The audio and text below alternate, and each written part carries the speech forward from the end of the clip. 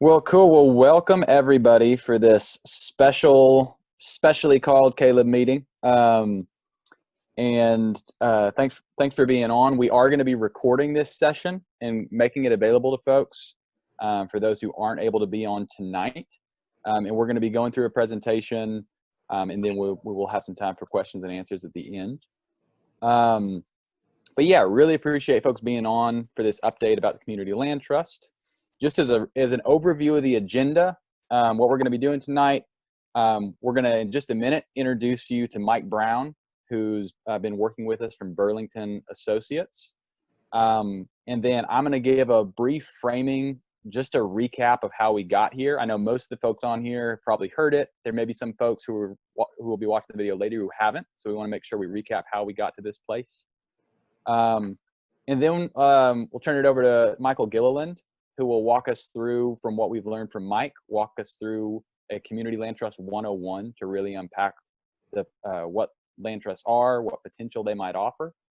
And then we'll hand it over to Mike Brown to really talk through some case studies from his experience, what's worked, what hasn't worked, and just have some really great information from him. And then we'll have an opportunity for some questions and answers. And then we'll close with what the next steps are for the study. Does that sound good to folks?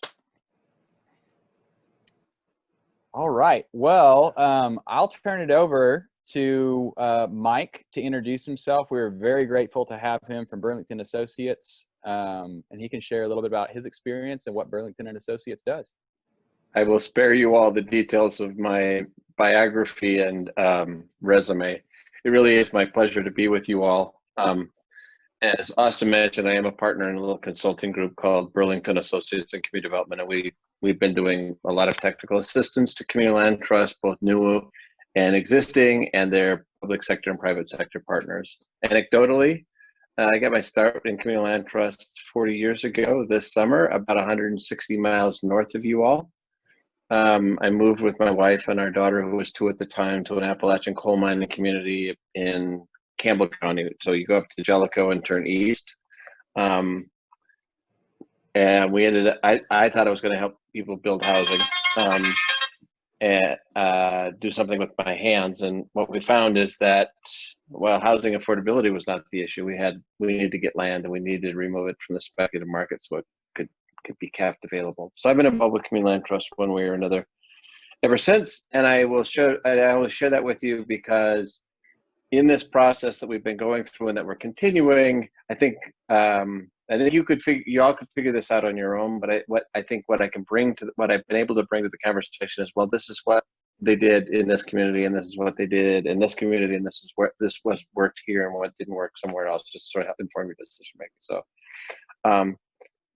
that's enough. That's enough. Let's go on with the important part of the agenda. Awesome. Thanks, Mike. Well, so just a recap, just a short recap for framing. Earlier in the year, towards the beginning of the year, as the Economic Mobility Task Force was just starting to really map out what our focus area was going to be and the direction we wanted to head, we really landed again on this idea of accountability, community accountability and development. We know Chattanooga for a number of years has been experiencing very rapid economic growth in some ways, and we know that's more often than not, that's not equitable growth. And so with those themes in mind, accountability and how our neighborhoods and communities develop, how do we make sure that our communities actually have some sense of control over the places that are developing in our communities? One of the items that came up was housing and long-term affordable housing. And my understanding, I'm fairly new to Chattanooga, but learning from Michael and some of the other folks with COA, that there has been a history of exploration around the idea of community land trusts as one possible solution to maintain long-term affordability. I know COA had done some research. There was a city-funded study in 2016 called Bridging the Gap that actually recommended community land trusts as one avenue for maintaining affordability in the city. So we know that there's already interest and research behind the idea of a community land trust. But what we also saw was the next steps had never happened. to really explore how could this work in Chattanooga. So also about this time, we had an opportunity to apply for some funds for from the city to really dig in to explore what next steps for a land trust could look like. So the Economic Mobility Task Force put together an application to the city. We were granted city funds, and the proposal we had, and this is really important, is not for Caleb to start a community land trust. It's a really important piece. The proposal we have is we know that there is a significant chunk of work if a land trust is going to happen, no matter who starts it, whether it's a neighborhood-based land trust or a citywide land trust. There's a lot of market analysis and research about best practices for governance that has to happen whoever ends up starting a land trust.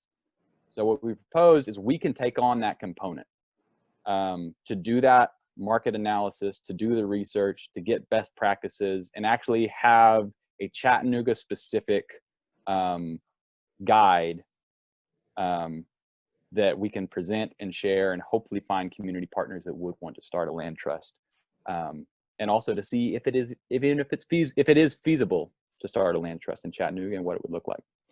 So we got connected to Burlington Associates, which Mike is from, who is one of the preeminent land trust consulting groups in the country. And their model is that Mike brings in expertise and years of experience, and he works directly with those of us that are here in Chattanooga to help develop this report. And so we developed a small committee of folks to really dive into the research and work with Mike on this. And so we've been meeting for 4 months now, is that right? I think 4 months. And the purpose of this feasibility study is we're leaning towards 4 concrete outcomes. The first is making sure we have best practices for governance. So if a land trust is started, what does the governance structure look like? So that'll be one of the outcomes. Another one is making sure we have an overview of the different types of land trust models. Do we do a land trust where it's buyer initiated, where there's not a lot of upfront costs, where we're just working with folks providing subsidy to purchase their own homes that would go into a land trust? Or are we talking about new construction, where we're actually talking about ground up developing housing? So looking at the different models of land trusts. And then next, completing that front end analysis to actually let us know how much subsidy would be needed based on the scale and based on the CLT models that are available. So to really get a financial feasibility depending on different variables that we would plug in, and have that Chattanooga specific. And then finally, actually have some concrete policy recommendations of what, if a land trust were to start, what would the city's role be? What policies would need to be created or changed to make a land trust feasible on the city's end? So those are a few of the outcomes that we're building towards for this report. And then after that, our follow-up steps would be to actually have this presented to the public through community forums. So does that, Mike and Michael, is there anything that I missed on that framing important? I believe so. All right. Well, we'll dive in to Michael. Will give us a sort of an overview of what land trusts are and give us the 101. I'm going to share. Hopefully everyone can see this. So it's been a little while since we've been able to have this discussion for the general Caleb membership around CLT. So we thought it was good to very briefly, even though there's a lot that goes into it, give an overview of what community land trusts do. Okay, so Austin has talked about this. Let's talk about what is the problem we're trying to solve: housing affordability gaps, where you have property that may be affordable at a certain point in time, and the market takes over and increases the value of that property to a point where someone of a particular class or someone of more limited means is unable to afford it, all right? So what that results in is displacement of limited income households, We often refer to that as gentrification of people with greater means pushing people with lesser means out of areas where they're historically homed or housed at. So there are some affordable housing challenges that CLTs might be able to address. How to make housing affordable and keep it affordable over time. You know, a lot of subsidies and supports given to affordable housing development, they're like ticking time bombs that they work for a period, and after 10, 12, 15 years, those properties get thrown back up to the market, and the market can immediately balloon the price of those, making those no longer affordable to anybody it was originally purposed for. How to prevent unwanted displacement of limited income households from the communities in which they live. We want beneficial growth for the city across the board. And how to protect and leverage limited public and private subsidies invested to create this affordable housing. We know that there's only a certain amount of dollars that are there to provide subsidies and support for this kind of development. So the questions we need to be asking, one of the questions is, how do we use that to greatest effect? How can we invest in models that are going to long-term provide support and create permanent affordability in Chattanooga? So community land trusts are a unique option for doing this. They preserve housing affordability. They protect and leverage affordability subsidies long-term. They help homeowners become and remain successful. And they stabilize communities by ensuring housing quality and preventing displacement. Okay, so how do they do it? What makes land trust unique? Well, it's a different model for how property ownership is structured, how affordability subsidy is applied, and how long-term relationships with homeowners and tenants are nurtured and maintained. So as far as creating an organization, typically CLTs are community-based nonprofit organizations. They would qualify as charitable organizations, 501c3s, the same type of organization that Caleb is, meaning that they're tax exempt, that can receive money through tax exempt means. They have a unique model for representation of governments. Who makes the say? Who makes the decisions for the organization? This is one of the things that I think is really unique about creating an accountability model within land trusts. Unlike perhaps a lot of nonprofits or other type of organizations, CLTs rely typically on a tripartite board model. So you have a third of people serving on the board that are people actually living or leasing land or property on the CLT. So directly affected folks. You have another 33 that are community members more broadly. So within the area that are also invested in the success of the CLT and the benefit that it can do for the community at large. Then you have 1/3 that are typically public representatives of some form or fashion. So this can include skilled professionals and things like accounting or law. Also people, if there is coordination being done with the municipality or a city, typically a representative is held there to help be the liaison for that. But this really is an attempt to create a more substantial model of accountability. So CLTs operate on a dual ownership model, what's called shared equity. Okay, so improvements are purchased and owned by an individual or corporate entity. Improvements, let's say housing or a housing unit, or even a commercial unit, it gets bought up and purchased. The community land trust, by purchasing it, is always going to be able to maintain ownership of the land, or we can say ownership of that amount of subsidy that was applied to it. That subsidy is never going to be paid out. Okay, they're always going to have a stake in the investment. The CLT leases the land long-term to the owner. Okay, so CLTs control future use and disposition of land and improvements. They control, to a certain extent, how that land is going to develop through the terms of the lease agreement. So what this looks like meaningfully, one way that it's often described is that a community land trust sells a home to an individual, and a person is able to buy and develop equity that they are able to take out they're able to build up for themselves in the house or the built structure, and the community land trust would always maintain ownership of the land. Okay, so the home buyer household purchases the home at an affordable price, and the CLT leases the land. CLT homeownership ground lease. So this is the contract or the agreement between the nonprofit and the individual buying the property. It serves a twofold purpose. It legally conveys to the homeowner an exclusive long-term right to use and occupy the land. So this is not short-term. Community land trust leases are typically written as 99-year leases. They're transferable to an heir. So if an individual is staying in a community land trust and has developed and invested in the equity of the property, they are going to be able to have that equity long-term and transferable.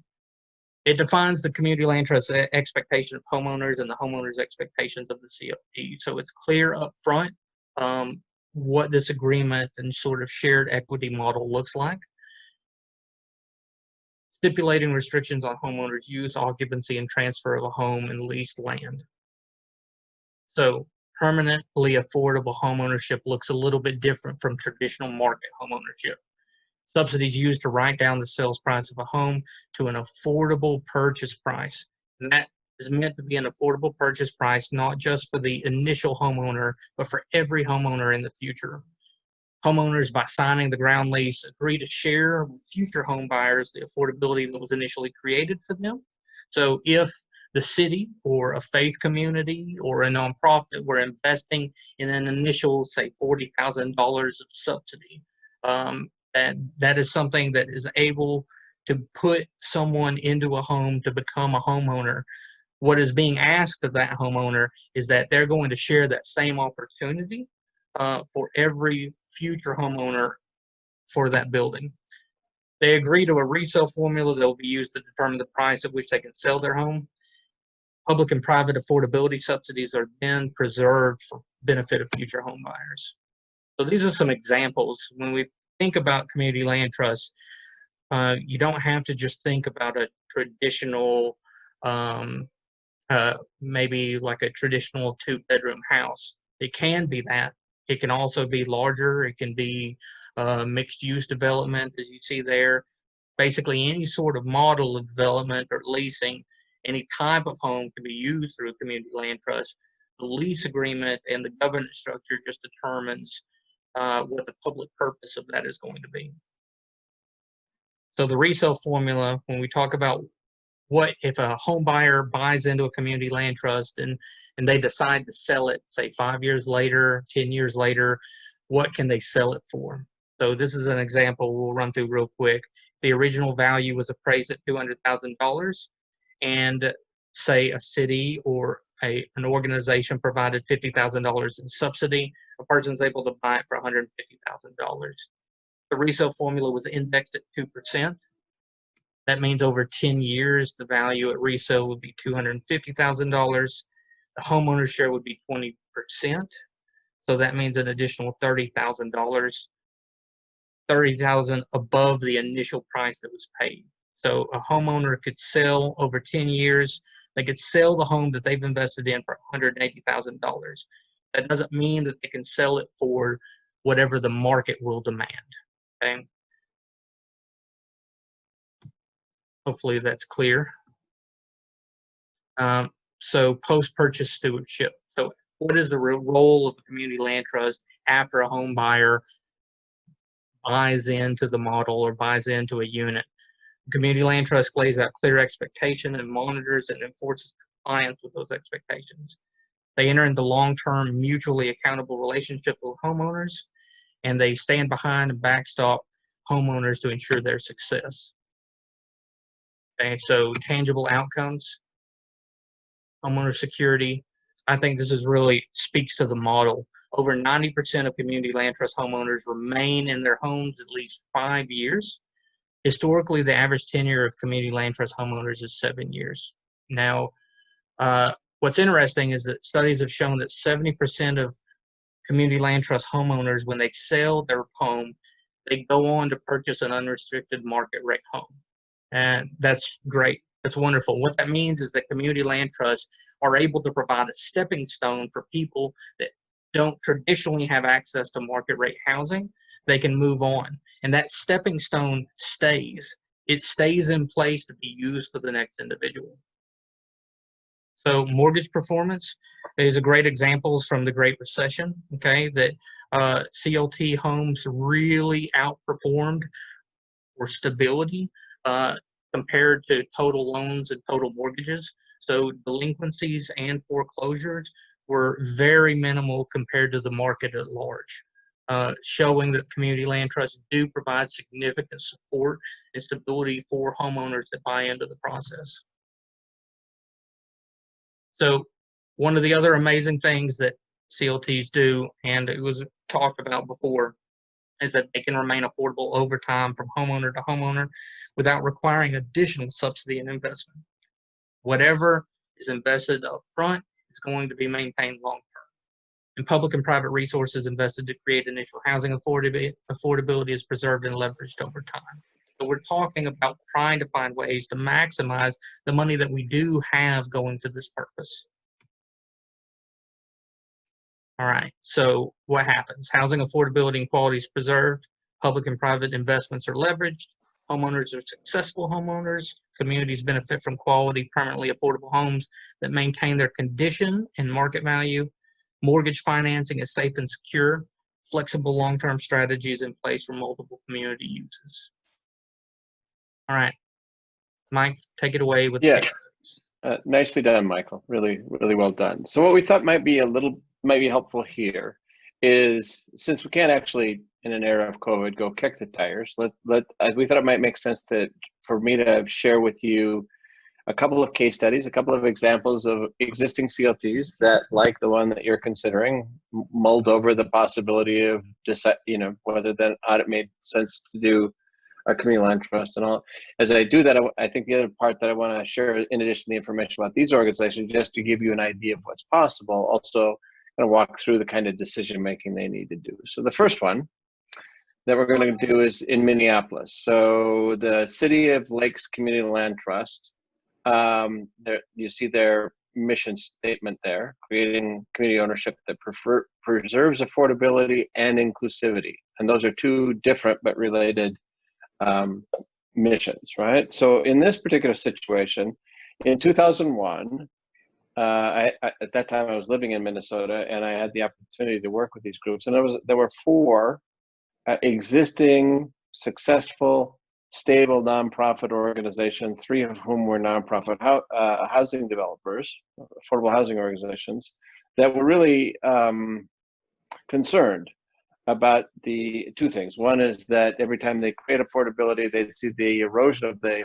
affordability of those homes. And the second is, as Michael referenced in the presentation, displacement of limited income households from the neighborhoods in which they lived. And in some ways, their best efforts to create affordable housing in neighborhoods that was not kept affordable over the long haul was helping fuel that arrangement. So they got together to lead a little group they called the MCLTI to take a look at long-term solutions, and they were specifically interested in South Minneapolis, where that was. So in 2002, the City of Lakes Community Land Trust, or CLCLT, was incorporated, and they decided that their geographic service area would be the entire city. That did not mean that the CLT would operate everywhere, but they thought that rather than limiting themselves to a single neighborhood, it made sense to make themselves available to opportunities they present themselves. Now, I think one of the interesting things that happened, this, as the next slide will show, and you can move to that, Michael, is that this is a membership-based organization. So one of the deciding lines for many community land trusts is who owns your organization. As we know, lots of nonprofit organizations are owned by a board of directors that's self-perpetuating. That is, vacancies on the board are filled by the seated board. City of Lake CLT is a good example of a community land trust that has a broad base of membership. And the distinction here is that membership, that dues-paying membership, which actually has 2 categories. One are people that live in CLT homes or live on land that's owned by the CLT are automatically members. And then anybody else from Minneapolis that supports the mission of the organization and pays dues comes to the annual meeting, and they elect the board of directors. So that's truly grounded in their community. And to the bullet point that was on the last slide, we don't need to go back to it, but one of the things that they learned is that the membership, this was about 10 years ago, said, you know, there are urgent needs in North Minneapolis. And North Minneapolis is a historically Black set of neighborhoods that historically has been ignored and disinvested. And then with the encroachment of a sprawling downtown business district, the construction of Target Field, the Minnesota Twin Stadium, the renovation of warehouses that had been empty for years were now being created into really high-end, groovy lofts and bars and wine rooms and all those kind of things. So they decided that, based upon their membership, that while this was not part of their original plan when they set out, they decided that what they really needed to do was to relocate to North Minneapolis. And they're currently kind of in the heart of a lot of the a lot of the unrest following the murder of George Floyd. So to date, they've grown from this idea, exactly where you all were in this process, with a business plan that said, well, they were going to do these things in South Minneapolis, relying upon their development partners to do their own development. They're now in North Minneapolis. They have over 300 homes in their portfolio. They've had over 70 resales. So they've been able to document that two things happen with resales. Homeowners leave with their equity. And I just want to clarify one of the things related to the resale formula. All CLT resale formulas assume that when the homeowner gets to sell, they get to keep their equity, right? By making their payments, monthly payments, like any other homeowner, they're slowly paying down the principal balance on their original affordably priced mortgage. They get to keep that, and they get to keep some percentage of the upside. That's the example Michael used, the 2% simple interest every year that you live there, right? And then the homeowner leaves with equity they would not have had, plus the security and stability of owning this home they would otherwise have not been able to afford, and they make their transitions out into some other arrangement. In many cases, they're actually able to buy a home of their own without assistance. And because the CLTs kept the home affordable, it can start that process all over. Their business model has changed over time from their original plans. As I mentioned, they originally planned to partner with developers, but now they still do that, but they also do some of their own development. Putting it out for RFPs when opportunities or lots present themselves. They've also pioneered a home buyer initiative program. Nearly half of the homes that they have created have been homes that were existing homes that home buyers, interested, qualified, eligible home buyer households purchased based upon their choice. These are homes that fit within the program parameters. And the CLT brings subsidy to the deal to help people buy homes of their own choice. And another interesting thing that they've been working on recently, and you've probably all been hearing a lot about this, it seems to be kind of a buzzword, but there's this naturally occurring affordable housing. It wasn't set up to be affordable housing, but compared to what's happening in the marketplace, it's less expensive. And so they've been working with existing homeowners who are having some difficulty staying in their homes. They're bringing subsidy to the deal to help those homeowners remain in their homes, and in exchange for the affordability assistance provided, and all of this is disclosed up front, these homeowners are able to transition, the home transitions into the communal land trust, the homeowner gets to stay, the land is leased back to them, they get to keep the equity that they had coming into that, and should they ever choose to leave, the home remains available and affordable for another buyer. So just an example of a success story and an organization that did the due diligence up front to say, okay, who are we going to serve? What are the income levels? How much can they afford? How much subsidy is available to be able to help them into home ownership? Based upon that, how many homes do we realistically think we can put together in the first few years? And that was a very small number. And they didn't, in their wildest dreams, know exactly where this was going to end up nearly 20 years later. But they end up being one of the they really truly are one of the flagship communal land trusts in the country. So that's one example. Let's go to another one. Let's go to another part of the, oh yeah, real quickly, just on that, thanks. I forgot this.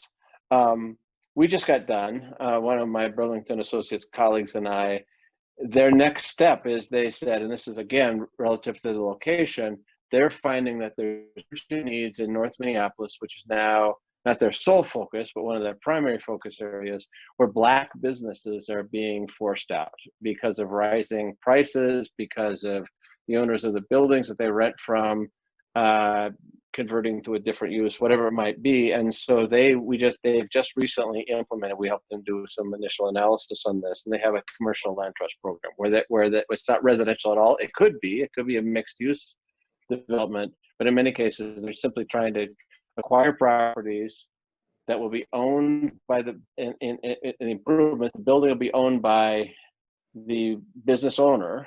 The CLT will retain the ownership of the land, which helps allow some affordability assistance to be provided, but also prevents the possibility from those buildings ever being taken away due to market forces. So the next slide you'll see very quickly is, I think, another example of what they did is, this is in 2017, but they took a look at what they regard as community return on investment. So see that middle line there, it says the value of all their homes.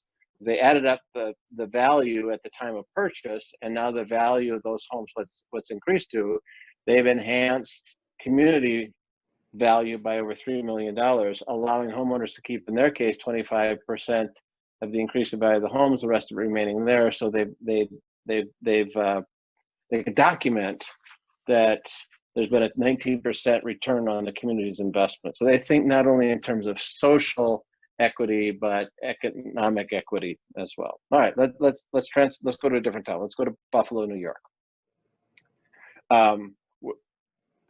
Buffalo, New York. Next slide, please. So here is the Fruit Belt CLT. You can see their motto, their slogan, their mission statement: permanent affordability and generate community wealth through collective ownership. So in this case, in Buffalo, New York, there is a long-standing, stable African-American neighborhood that happens to be next to a large university medical center that just keeps expanding and expanding and expanding. So, and that's not a bad thing, but it's having some really significant impacts on the character and stability of the neighborhood. So they were incorporated in 2017, specifically and only to work in this neighborhood, as their name implies. Now, that could change over time, but they did not chart out a citywide geographic service area. They very deliberately targeted their efforts within the neighborhood that was most in need. So that's FBCLT. If you go to the next slide, you'll see just as a picture of their leadership. They too are a membership-based organization. Everything that they do is based upon the direction of their members, rather than a select group of people sitting on a board of directors telling them what they should do. Their plan has always been to partner with developers. They did some work with them a couple of years ago, and they were in negotiation with Habitat. They'd been able to pick up a couple of vacant city lots that the city donated. Habitat for Humanity was going to be building their homes. So Habitat did exactly what Habitat does, but in this partnership, and this is happening in communities across the country, the Habitat homes become CLT homes once the home is finished and the home is purchased by an incoming buyer, and the CLT preserves the affordability and availability of that home, as well as protects and leverages all of the investment resources that go into creating the affordability of a Habitat home. Just a little side note, India Walton is the executive director, who's on the left there. Zaid Islam is the board chair, and Annette is the board treasurer. To put some perspective, you may have read in the news a few months ago the horrible situation where a Black activist in Buffalo was pushed to the ground. Martin is also a member of the leadership team on this particular organization. They got an $800,000 grant last year from the state of New York, which has begun to slowly embrace this community land trust as just a better idea. And so they have designated 50 lots, infill lots scattered throughout the Fruit Belt neighborhood, and have plans to develop with leveraging those $800,000 grant to create 50 really high quality, affordable priced units in those lots scattered throughout the neighborhood. So that's kind of the end of the case studies, but the point that I'm trying to make here is all of them, rather than launching, 30, 40 years ago, there were CLTs, including the one that I helped get started in Eastern Tennessee 40 years ago this summer. We just launched. But pretty quickly, we collectively as a movement realized that the smarter things for us to be doing is to make sure that we've got sound business models, right? That we're really going into this with a sense of who we want to serve. What's the organization that's going to be responsible for this? What kind of resources do we need to create the initial availability and affordability of the homes, whether those are owner occupied or rental or mixed use or commercial, whatever they might be. And based upon the likely availability of that, how many are we talking about? And then what's the capacity that's needed by the CLT organization to manage those responsibilities at that scale? What kind of staffing needs to be in place? What kind of partnerships need to be formed? And how much is this going to cost? And where do the resources come to do that? Anybody can create a communal land trust on their own.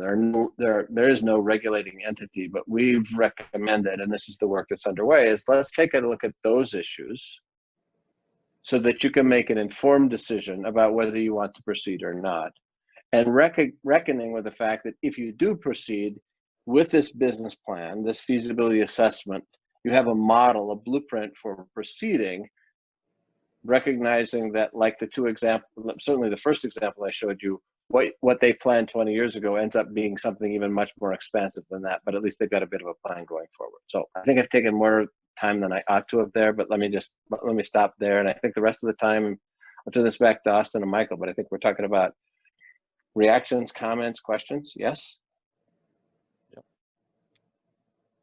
Well, we can start with, I know Jeff had put two questions in here. Person says, interested to hear more about the naturally occurring affordable housing. Is that primarily getting folks out from being underwater on their mortgages, or getting some assistance on upkeep and taxes that would otherwise be overwhelming? Seems like this would be a useful countermeasure to predatory speculators. Yeah, let me preface all of this with all of these strategies require resources, right? People ask me, I used to spend 30 to 35 weeks of every calendar year traveling, working around the country. That's changed in the last 6 months. But people will often ask me, if this is such a great idea, why do we have thousands of communal land trusts instead of 300? Why do we have tens of thousands, hundreds of thousands of CLT units? And the real simple answer is, where do the affordability resources come from, right? We know the communal land trust has a proven effectiveness, a demonstrated track record in keeping housing affordable, but how do we get it affordable in the first place? So some initiatives for naturally occurring affordable housing, NOAA is going out and finding the stuff that's still relatively affordable compared to the market and trying to get in front of the investors. See if we can buy that up, whether it's rental or condos or detached scattered site single family homes, and get it before the investors do. We're not at any particular advantage there because investors usually have a lot of cash and they're a lot more nimble than many of our organizations are. So, but that's one strategy. There's a CLT, I was just looking at them today. It's in Rochester, Minnesota, and they got started with a major grant from the Mayo Clinic 20 years ago. But they recently bought a couple of mobile home parks. Not because mobile home parks are necessarily the highest quality, most sustainable affordable housing, but it's cheap. It's inexpensive, and many of these mobile home parks are located in places that are prime redevelopment sites. So those are strategies that are designed to pick up existing housing and bring it into the model. The second part of that, which relates to the question, is there are some CLTs that are working either with elderly households or with other households that are just having some difficulty. There are a number of CLTs, including one in Chicago we did some work with, that are working with seniors who may have paid off their mortgage, but they've got a leaking furnace or a leaking air conditioning system, or the roof is leaking and they don't have the resources to pay for that. And they're reluctant to tap their equity to pay for that system's replacement because they might not live there long enough to do it. So what would happen, the scenario goes, if the CLT was to help, again, it requires some money, but help those homeowners to remain in their homes, to continue to age in place by providing them financial assistance to make that systems replacement that's done in exchange for a commitment to transition that home into a community land trust property at the time that arrangement is worked out. So that's just one of a number of examples. The legacy project that the city of Lake CLT is working on is not targeted at seniors. They're just looking at folks that, for whatever reason, are struggling to stay in their home. This is pre-COVID. It's one thing when somebody loses their job, they may not have income, but there might be other compelling reasons that they can't stay in their home. So maybe there's an opportunity for the CLT to assist. I'll try to make my answers shorter. And just so we can get some other voices on, Rob, do you want to? I know he Mike kind of got to your question, but Rob, is there anything more for your question that you would put in the chat? You said specifically about how there was $800,000 of initial capital that they had that they were able to leverage to build 40 homes and 50 homes. 50. Yep. Yeah. So I mean, just as from that example, was that planned in advance? Was that lined up, or was it a more conventional like development loan situation? Actually, when the Fruit Belt CLT got started, their plan was always to work in the Fruit Belt neighborhood. What they didn't know when they got started is the state was all of a sudden going to get excited about community land trust. I mean, it's a big state, but $800,000 was a big number to them. So they saw that as an opportunity. So they applied for the resources. They were hopeful they were going to get it. Sort of a combination of funding through the Enterprise Fund and the state of New York. So they went at it. I don't know the details. I think they asked for the maximum they could get. I think they asked for more than they ended up getting, but I think with $800,000, they feel that's enough to be able to leverage money that they're going to be able to get from other sources in the state, from the city of Buffalo, from, I think they're going to be working with the philanthropic community as well. So I don't know the details of that, but this was one of those things where it's like, wow, here's an opportunity, let's go get it. Right? It was not part of the original business plan. Does that answer your question, Robert? Yeah, well, I mean, how to pull resources together, since we're probably going, any land trusts that come from this are going to be starting from scratch, right? That's it. That's exactly right. And that's kind of why I picked one that's been around for 20 years and one that's just, been around for a few years, because every CLT in the country, there's one in Burlington, Vermont. There was a white-haired fiery mayor. You may have heard of him. His first name is Bernie, who was the mayor of Burlington at the time. And in 84, they started the Community Land Trust. And it was the primary recipient of city resources. And now they have thousands of co-op and rental housing units, and they've got close to 1,000 permanently affordable CLT homes. There is a connection. And I mentioned these. There is a connection we've seen. Doesn't mean that this is what you all have to do, but at a minimum, if you want to do a community land trust in Chattanooga, you have to be an eligible use of City of Chattanooga resources. Ideally, you'd be a preferred use, right? Because the argument that we're making is we can help multiple households with the same resources. So I've sort of steered from your question there, but I think, to me, that's an important thing. Mike, could you explain that, the eligible versus preferred with city resources, and how that's worked in other cities? Yeah. So so backing up a step, the federal government, since the Reagan administration, has been consistently defunding federal resources for housing affordability. It's happened. It's gone through some really tough times with some administrations. I'll just leave it at that. But there is money that gets allocated by Congress every year through the Federal Home Program that HUD administers, as well as CDBG, Community Development Block Grants. Cities the size of Chattanooga get a direct allocation. The rest of the money gets wrapped up in the THDA, the Tennessee Housing Development Authority, gets the rest of it, and they allocate it throughout the state. That money, the home program, is designed specifically for housing affordability, and it carries a restriction, a mandate, that these homes must be made affordable to households below 80% of area median income, the federal low-income definition. And it carries some affordability restrictions that these homes need to stay affordable for a period of time, but that's 10 years or 15 years. And I tell you, I used to think 15 years ago, 15 years was a long time.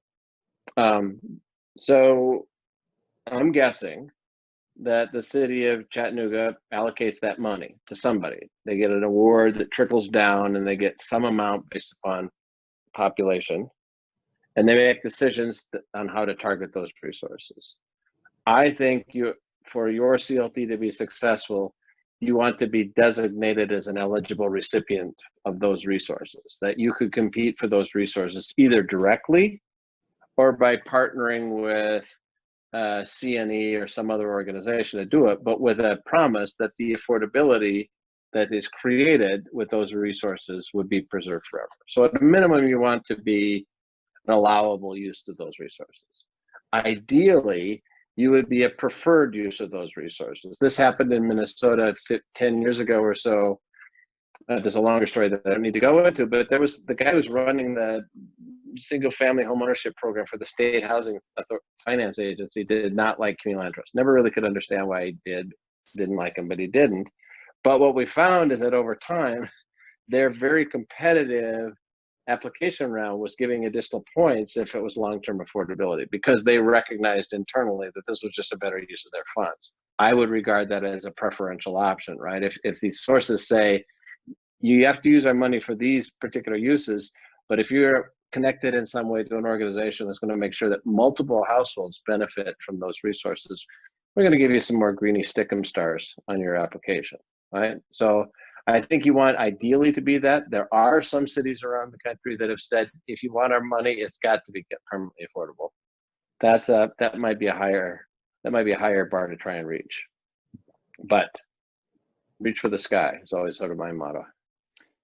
I want to jump to Brandon, had a question, but just before that, in our scheme of like what we're working towards, I think that's like one policy recommendation that we should think about as we're moving into 2021 election. Is that something we want to discuss with candidates, assuming that there is progress made on the formation of a CLT?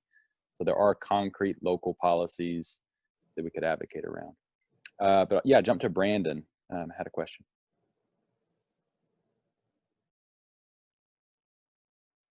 Yeah, so I guess my question was the location of CLTs and where the houses are those primarily determined by whatever land the city can donate, or do the community members have a pretty good say in like where CLTs are located, where that housing is built? Yeah, good question, Brandon. It's more the latter, right? Where the organization that's responsible for it and the membership that it's accountable to says these are the priorities.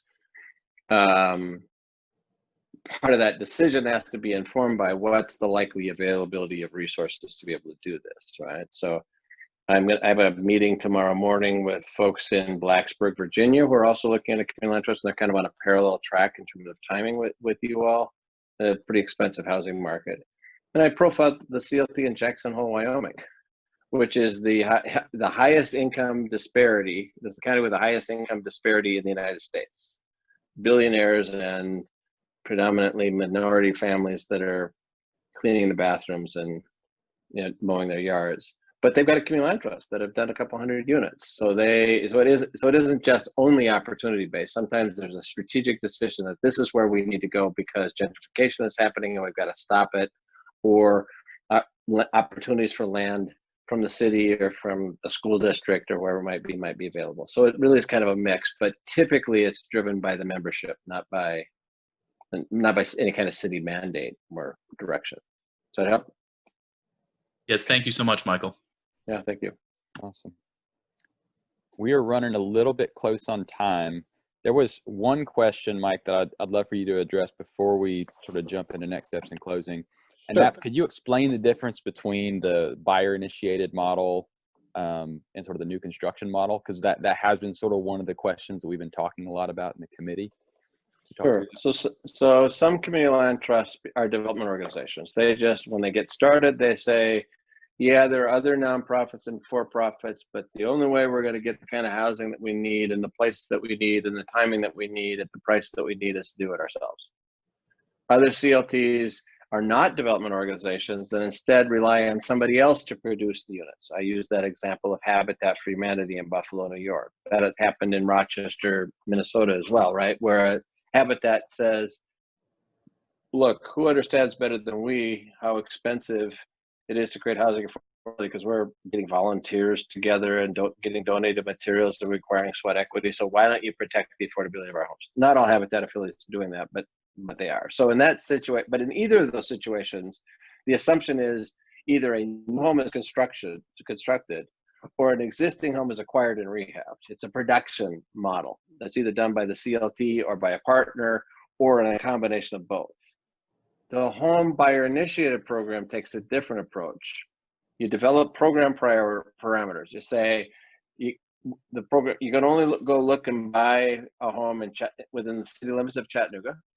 I'm just making this up, but just as an example.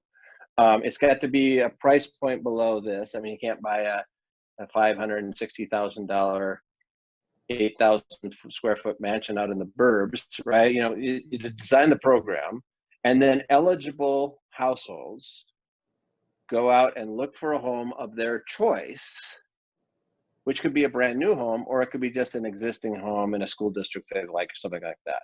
The CLT typically in that situation stipulates that don't sign a binding purchase agreement, because we have to come in and take a look, make sure that the rehab, we want to make sure we're paying adequate attention to it, that its rehab needs are going to be met. But if there's agreement between the homeowner and the CLT and the homeowner's mortgage, based on what they get, home buyer's mortgage, based on what they can afford, and the CLT subsidy is enough to help that home buyer purchase a home of their choice. So by definition, it's choice driven and it's scattered site. And it doesn't rely on somebody to produce a new unit. At closing then, in a magic transaction, the home is purchased, the land is separated from the improvements, the home buyer purchases the home at the affordable price, the CLT retains the ownership of the land and leases it to them by means of this 99-year inheritable renewable ground lease. So there are CLTs that have done, as I said, City of Lakes has done 150 of those. They all require buckets of money. That's helpful. There's no magic wand with communal land trust. I keep looking for it. If I find it, I will tell you. Right? But the argument that we do make is that we're going to use your money better. So I think we need to stand on that, is that programs that are short-term housing affordability assistance. This happened real quickly. This happened in a mountain community not long ago, where the city, very proud of itself, gave $80,000 subsidies to 10 households with 5-year affordability restrictions in a town where market values were appreciating at 12% per year. And they asked me what I thought, and I said, you just gave away 10 winning lottery tickets. That's not permanent affordability. That's just helping individual households. I'm talking too much here. Well, we do need to close out, but I do want to get Joe had one question. If we could hit Joe as the last question, and then we'll move into closing. Okay. Yeah, thanks. I guess I'm new to this, so I had a question with that indexing slide that Michael showed, and it was, so just with the indexing, when you're selling and then somebody say leaves and goes to another circumstance, then it comes back to the organization. So then they resell the property.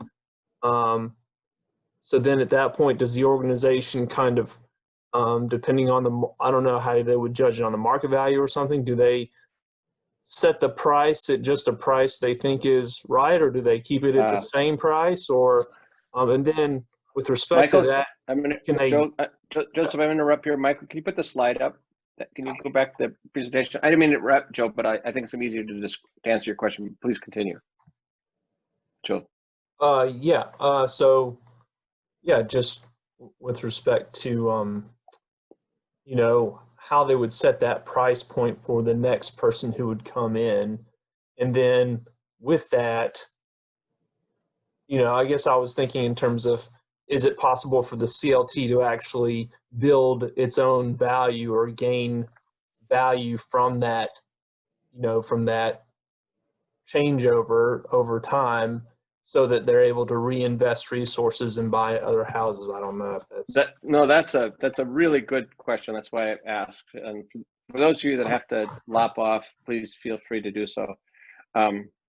So this is a purely hypothetical example, but just designed to sort of show how it works. So there's a couple of different approaches to resale formulas. This is one of them, where the homeowner, but all of them assume that the homeowner gets to sell their home for the original affordable purchase price, the price they paid when they bought the home, right? So in this case, it had a market value of $200,000. The CLTs come up with $50,000 from public or private sector resources and sells this for $150,000. And that's the important distinction: is we don't give the $50,000 as a loan or a grant to the buyer. We use it to write down the purchase price. So the actual size of the home buyer's mortgage in this case is $150,000. So in this, and one of the resale formulas is this index formula, and that index could be a fixed rate like 2% or 1.5% or 3%, whatever you think seems to be appropriate. And or it could be pegged to an annually adjusted index like a change in area median income. But anyway, I get whatever that index is on top of what I've sold at that rate, simple interest for every year I live. So in this example, I lived there for 10 years. I get to keep 2% each year that I'm there. 2% times 10 is 30 is 20%, and 20% of the original $150,000. My original purchase price is 30. So I get $180,000. I, as a seller in this hypothetical example, I paid $150,000.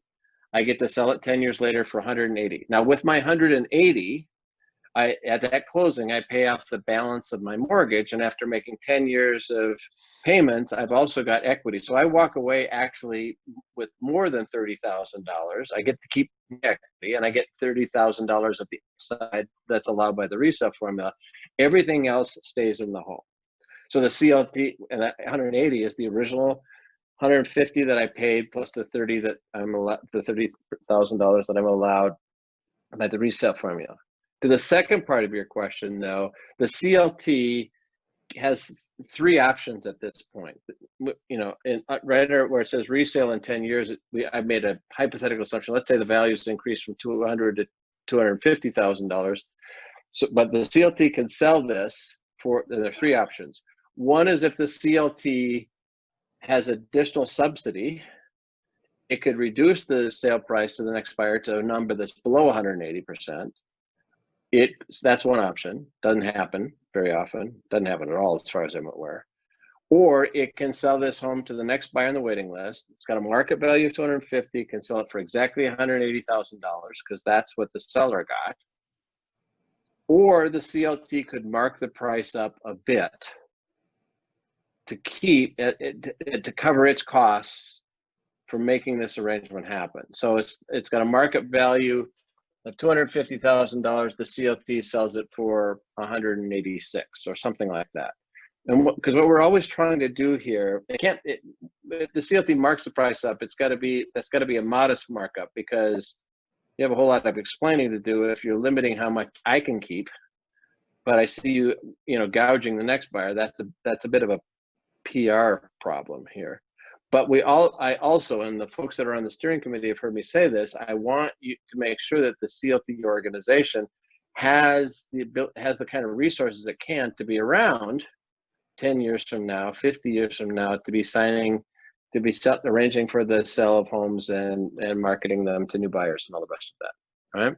So I'm really over my time here. Awesome.